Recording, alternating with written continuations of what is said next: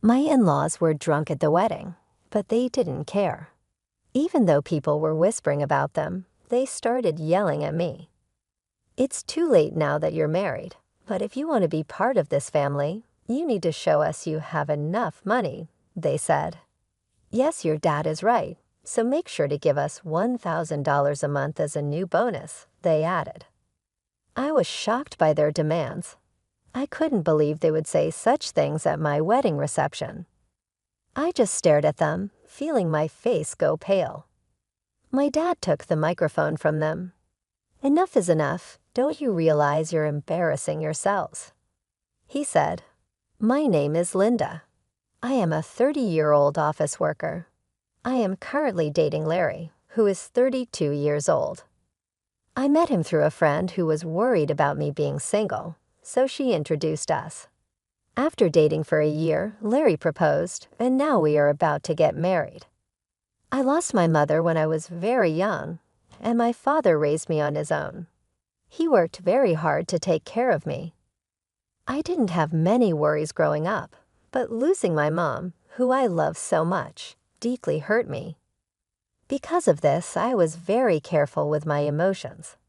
That's why I hadn't dated anyone seriously since my school days. I even thought it would be okay if I stayed single forever. Then I met Larry. At first, I didn't feel any romantic feelings for him, even though he asked me out many times.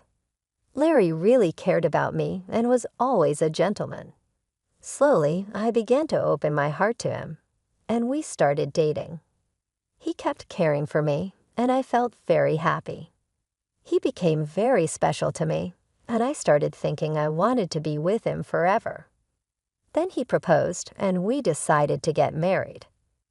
Larry understood everything about me and was always kind to me, no matter what. Don't worry if you're ever feeling unsure about something. I'll be here for you until you feel better. I love you, Linda. You can count on me, he would say. His words moved me. He promised to make me happy for the rest of my life. Just being with him warmed my heart. If he cared that much for me, I thought I should do the same for him. When I told my father that we decided to get married, he was so happy that he cried. "Wow, Linda, you're finally getting married. I'm so happy for you," he said. "Oh, Dad, you're being dramatic," I joked. "Wow, I hadn't heard anything like that from you until now." "I was always worried that you might never get married," he replied. "Oh, really? I had no idea you were worried about that," I said. "Well, every father worries about his daughter, you know." "Anyway, congratulations," he said. "Thanks, Dad," I replied. I was so happy to be congratulated by my dad, who had raised me by himself. I thought I would probably cry at the wedding, and my dad would probably cry even more since he was already crying. Now with that, Larry and I started preparing for our big day. We were both busy with our jobs, so our days were very hectic. We worked during the weekdays and made wedding preparations over the weekends. There was no time to rest. Our calendars were always full. On a rare day off, we were supposed to visit Larry's parents' house. I was going to meet Larry's parents for the first time. Larry had come over to meet my father right after he proposed to me. Originally, I had planned to visit Larry's parents right after that to introduce myself, but they were very busy, and our schedules never matched. Finally, some time passed, and we managed to arrange a visit. As we arrived at his parents' house, I suddenly felt nervous. "Don't worry, my parents are very kind," Larry reassured me. His words made me feel a bit better, and I rang the doorbell. It was his mother who opened the door. "Mom, I'm home," Larry said. "Welcome home, Larry." "It's so good of you to come," his mother replied warmly. As she talked with her son, I greeted her as politely as I could. "Nice to meet you. My name is Linda, and I'm Larry's fiancée," I said. "I see you're Linda," she said. Her voice was much lower than when she spoke to Larry, and her smile vanished. She looked me up and down as if judging me. Then she led us to the living room, where her cold attitude didn't change. Linda, I'm curious about what you bring to the table. Larry is our treasure and our only child. If you're going to marry him, you need to be a suitable wife. Are you worthy of him? She asked, more like an interrogation. I was taken aback by her question. I hadn't expected such a cold attitude from my future mother-in-law and was at a loss for words. You're going to join our family, you know. Are you ready for that? She continued. True, marrying Larry meant joining his family. But it's not like Larry's family were the Kennedys or some well-known high society family. It's not like I was marrying into a royal family. Why was I being asked to make such a commitment? Besides, I wasn't even going to live with them. I don't like being pressured with questions like these. As I was trying to figure out how to respond, his mother seemed impatient with my slow reply and scolded me harshly. When I ask you a question, answer me right away. You're so rude, she snapped. I'm asking if you're ready for this, she continued, raising her voice. Despite feeling overwhelmed, I managed to say, I hope that Larry and I will support each other in our marriage. When I said that, his mother was not convinced. What a naive thing to say. You aren't just going to support each other, you are supposed to support Larry. It's your job as a wife to support your husband. You don't even understand the basics, she criticized. Then Larry's father, who was sitting next to her, intervened. Honey, calm down. Sorry about that, Linda. You must have been startled by my wife's words, he said, trying to ease the tension. It's all right, I replied, trying to remain calm. His mother is very protective of her only son. Maybe she was just nervous and spoke without thinking. Just then, Larry's brother walked in. He spoke in a quiet, calm, and gentle tone. He seemed like a kind man, which gave me a moment of relief. But that relief was short-lived. With a smile on his face, he said the most unexpected thing. What my wife says is actually justified. What concerns me the most is that you come from a single-parent family, he said. What do you mean by that? I asked, confused.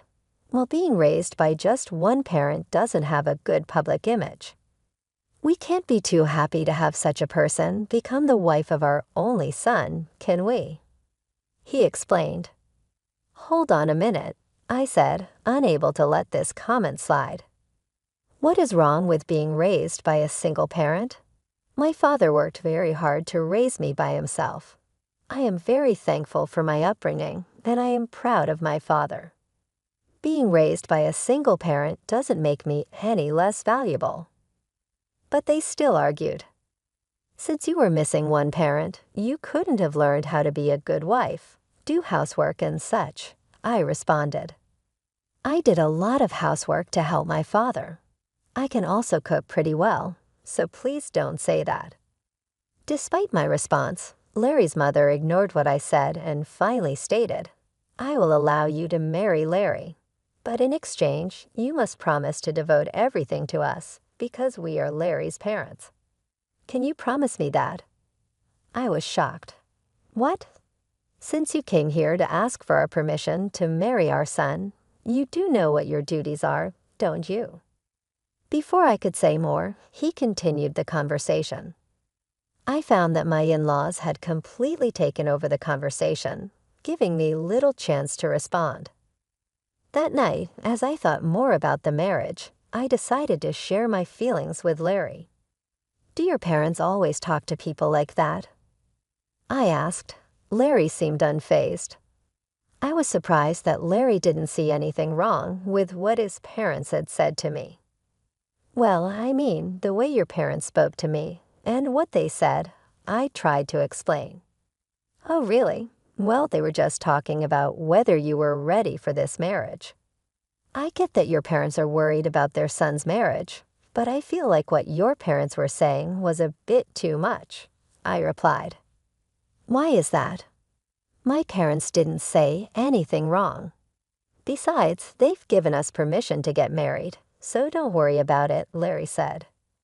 But I felt uneasy that Larry seemed to side with his parents more than with me. That was very troubling.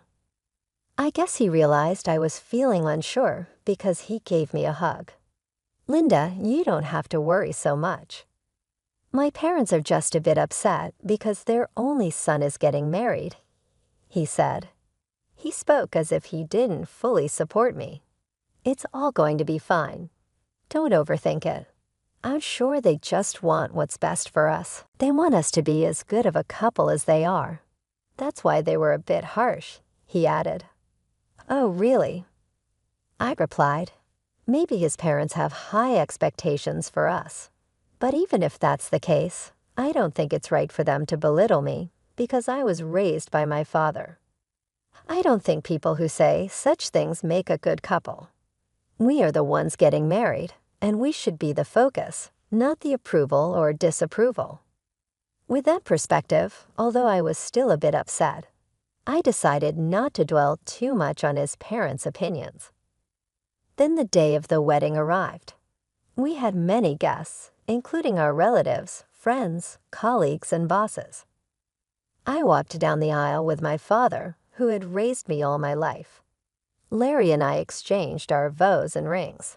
We were met with applause, and for the first time, I truly realized that I was getting married to Larry.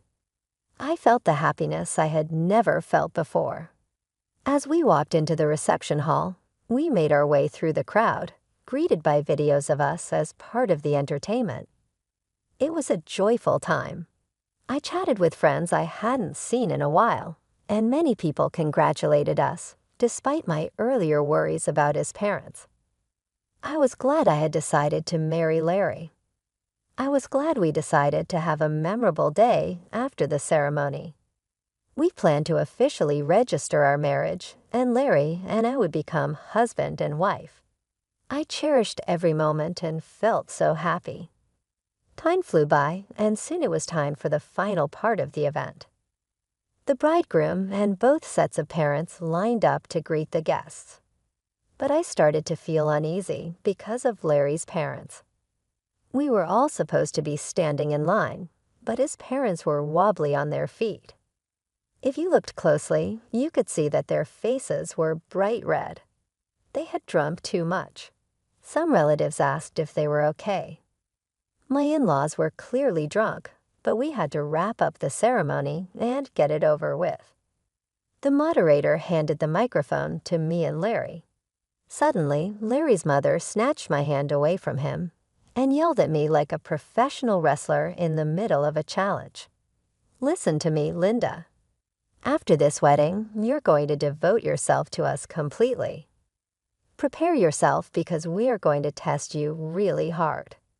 The guests started whispering to each other, and some even thought it was a joke and laughed.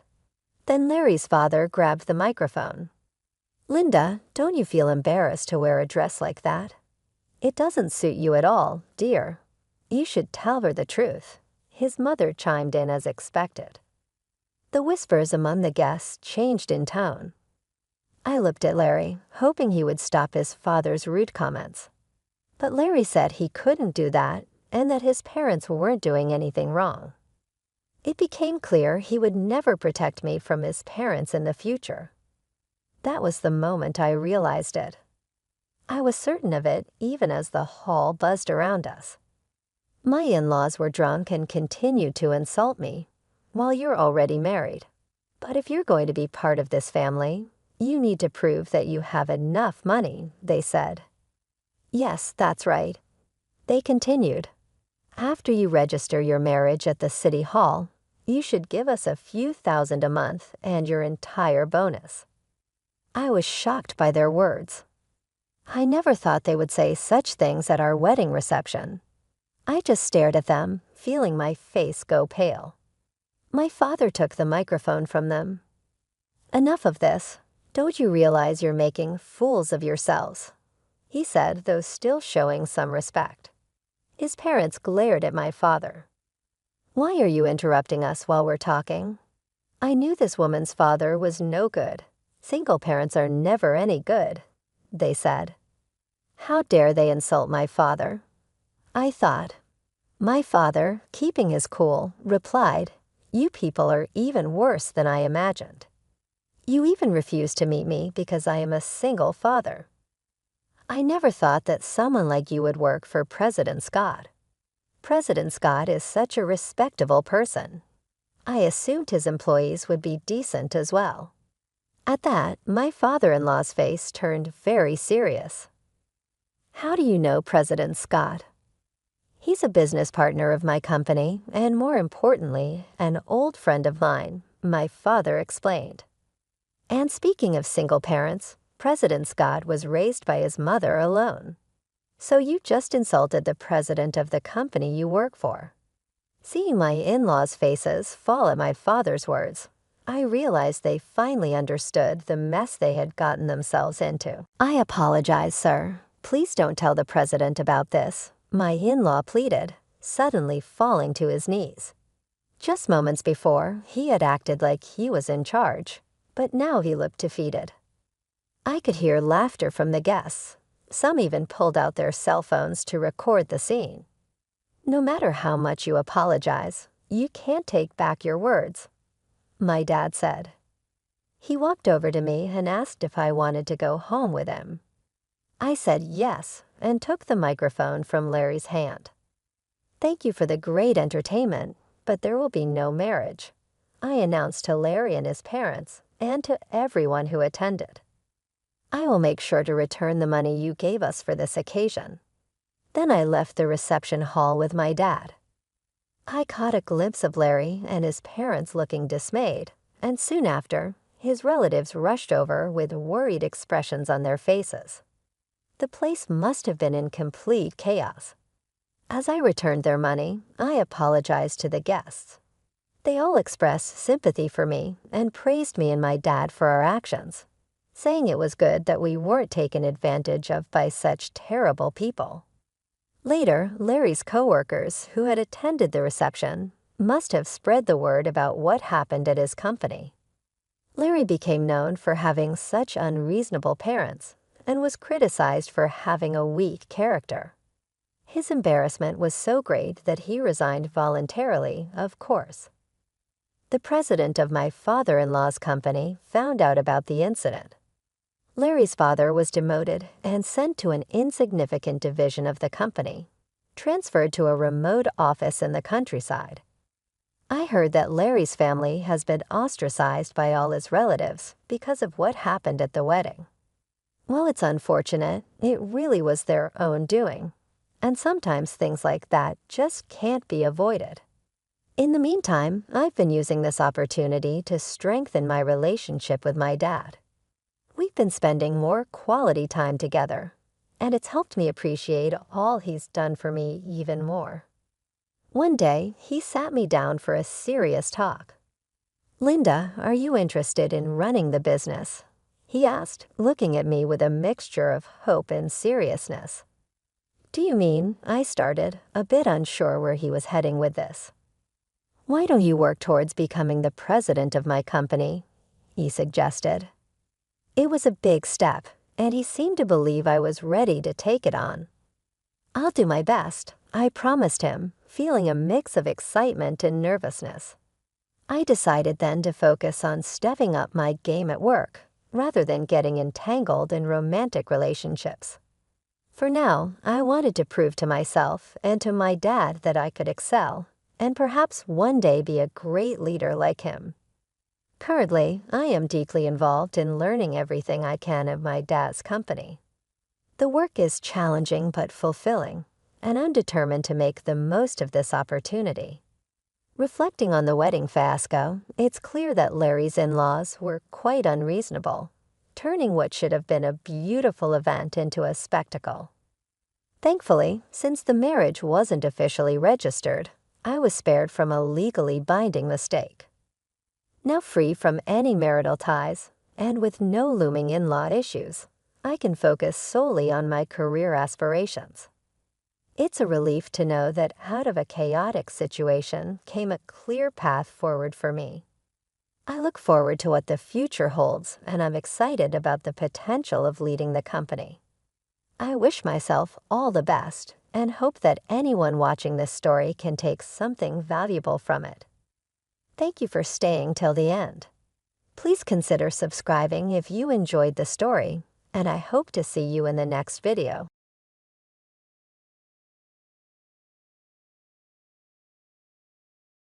I sold your house. My mother-in-law's smug voice crackled through my phone. Julia needs a proper home to start her life with Daniel, and you clearly don't deserve this place. I stood in the makeshift medical tent in rural Guatemala, where I'd been volunteering for the past 3 weeks, and felt an odd sense of calm wash over me.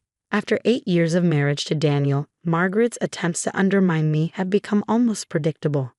That's interesting, I replied, keeping my voice steady as I organized medical supplies.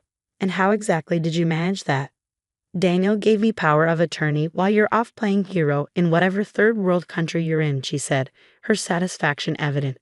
The papers are already signed. Julia and Daniel will move in next week. Don't bother coming back. There's nothing here for you anymore. I couldn't help but smile, though Margaret couldn't see it. Well, good luck with that. I hope everything works out exactly as it should. My calm response clearly threw her off. What's that supposed to mean? She demanded, her voice sharp. You've lost, Amanda. Just accept it with some dignity. I ended the call and took a deep breath, looking out at the mountains surrounding our medical camp.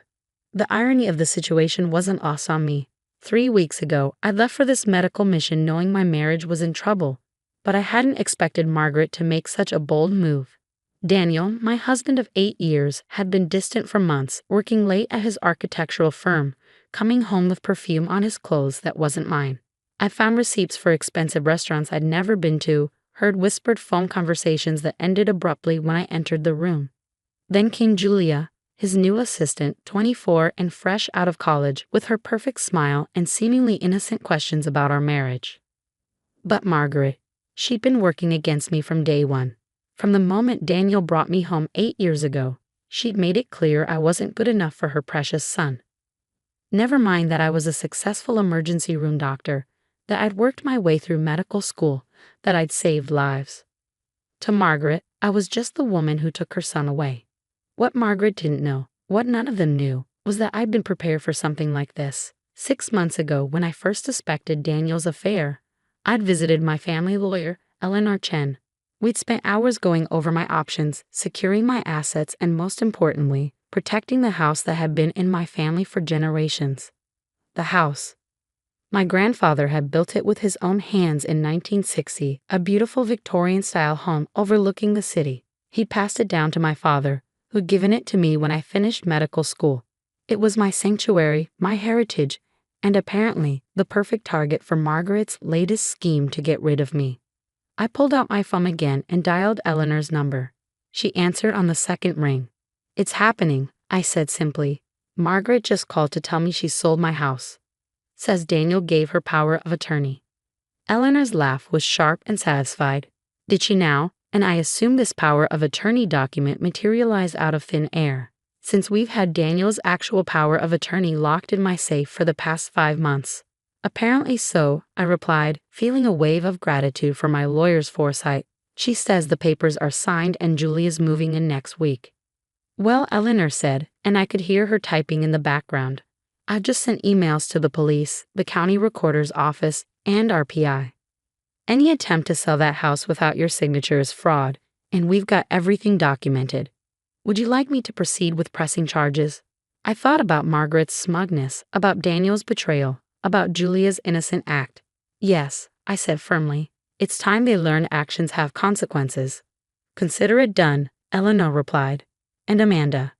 The security cameras we installed caught Daniel bringing Julia to the house last week. The footage has been added to our documentation. I closed my eyes, feeling a mixture of pain and vindication. Thank you, Eleanor. Keep me updated. After hanging up, I walked back into the medical tent where my team was preparing for afternoon rounds. The work here was real, meaningful, far from the drama Margaret was trying to create. I'd come on this mission not to run away, but to remind myself of who I was beyond Daniel's wife or Margaret's target. Dr. Santos, my colleague, looked up from a patient chart. Everything okay, Amanda? You look like you just got some interesting news.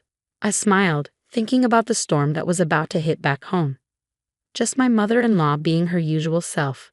Nothing I can't handle. Ah, family drama, he nodded knowingly. Sometimes the best medicine is distance. And documentation, I added, making him laugh.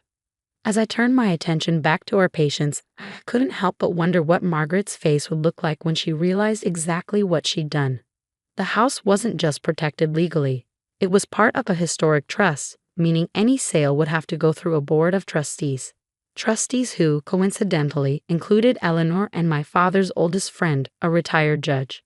Margaret thought she was finally getting rid of me, giving my home to Daniel's young mistress. Instead, she was about to learn a valuable lesson about underestimating the wrong person. I almost felt sorry for what was coming. Almost. 2 days after Margaret's call, my phone started buzzing with frantic messages. I was suturing a young boy's arm when the first wave came through. Amanda, we need to talk right now. Daniel. This is ridiculous. Answer your phone. Margaret. You're making a huge mistake. Unknown number, probably Julia. I finished the sutures, carefully bandaged the wound, and stepped outside the tent to check my voicemail. Eleanor had left a message that made me smile. The police just arrested Margaret for attempted real estate fraud. She tried to file forged documents with the county recorder's office. Daniel's claiming he knew nothing about it, but our PI's footage shows him entering the office with her last week. They're both in quite a mess. Call me when you can. I sat down on a wooden bench outside the medical tent, watching the sunset paint the mountains in shades of orange and pink. Another message came through, this one from my father's friend Judge Thompson. Your grandmother would be proud, Amanda. Margaret tried to push this sale through the historic trust board today. When I showed her the original deed and trust documents, she turned whiter than my courtroom wig. The satisfaction I felt wasn't about revenge, it was about justice. Margaret had spent years trying to push me out of Daniel's life, but this time she'd pushed too far. My phone rang again. Daniel.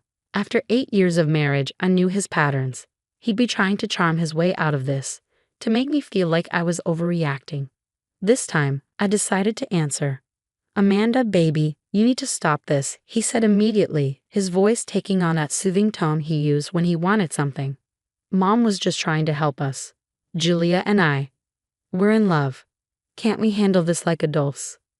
I watched a hummingbird dart between flowers as I replied. Like adults? You mean like how you adultly had an affair with your assistant? Or how you adultly let your mother try to steal my family home? I didn't know she was going to do that, he protested weakly. Really? So you weren't with her at the county recorder's office last week? Because the security cameras say otherwise, Daniel. Silence. The house has been in my family for 3 generations, I continued, my voice steady. My grandfather built it. My father grew up there. I was born there. Did you really think I wouldn't protect it? You're being vindictive, he accused, his charm evaporating. Julia's pregnant. We need a home. The news should have hurt more than it did. Instead, I felt oddly detached. Congratulations, I'm sure Margaret will be thrilled. But you'll need to find another house.